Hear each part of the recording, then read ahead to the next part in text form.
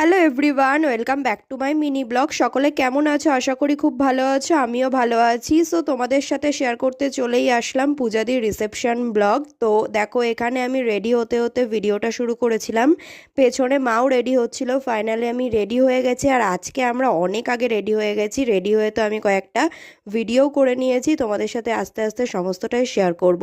তো দেখো, তারপরে ফাইনালি আমরা বেরিয়ে পড়েছি, এদিকে চলে এসেছি বিয়ে বাড়িতে। আর অনেক তত্ত্ব নেওয়া হয়েছিল, আর এদিকে আমার দিদা নিয়েছিল মিষ্টি একটা, খুব সুন্দর হয়েছিল প্রজাপতি দিয়ে। তো দিদা তো ভয়ই পাচ্ছিল, কারণ এটা নেওয়ার সময় বলে দিয়েছিল যে বেশি নাড়াচাড়া করা যাবে না, কারণ মিষ্টিটা ঘেটে গেলে সমস্যা। তাও দিদা নিয়েছিল। আরও অনেক সুন্দর সুন্দর তত্ত্ব বানিয়েছিল, সবগুলো দেখানো হয়নি যেহেতু লাইট ছিল না না। যতটা পেরেছি ততটা দেখিয়েছি তোমাদেরকে। আজকের লুকটা আমার কেমন লাগছিল অবশ্যই তোমরা কমেন্ট করে জানাতে পারো। বহুদিনের ইচ্ছে ছিল মায়ের এই শাড়িটা পরে একটা লুক ক্রিয়েট করব, তবে এমন কোনো অকেশনই পাচ্ছিলাম না যে যেই অকেশনে আমি এই শাড়িটা পরতে পারি। তো তারপরে দেখো, আমরা পৌঁছে গেছি পূজাদির শ্বশুরবাড়িতে। আর পূজাদির শ্বশুরবাড়ি আমাদের বাড়ির থেকে মাত্র 5 মিনিটের ডিস্টেন্স, আর আমরা সেই কারণে অনেকটাই তাড়াতাড়ি পৌঁছে গেছিলাম। আর এদিকে প্রথমেই চলে এসেছি তত্ত্ব রাখার জন্য, আর সাথে পূজাদির ঘরটাও দেখে নিলাম।